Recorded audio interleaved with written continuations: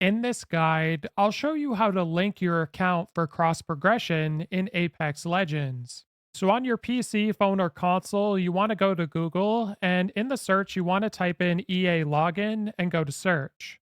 Then you want to go to the Electric Arts homepage, and then you want to select the profile icon in the top right corner and go to sign in. From here, you want to sign into your EA account. Once you're signed into your EA account, you want to go to your profile picture again in the top right corner and you want to go to account settings. Then you want to have a look on the left sidebar, and at the very bottom is where you'll find connections, so click on it. And then you'll see all of the connected accounts that are linked to your EA account. So let's say you typically play Apex Legends on Xbox, but you want to play it on PlayStation.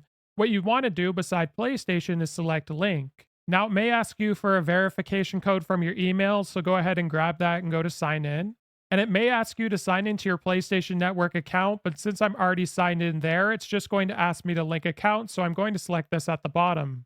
Then you'll know it's linked, you'll have a check mark and the name of your PSN account, and since you were already playing on Xbox, it looks similar to this. If this guide was helpful, like and subscribe, and we'll see you in the next one.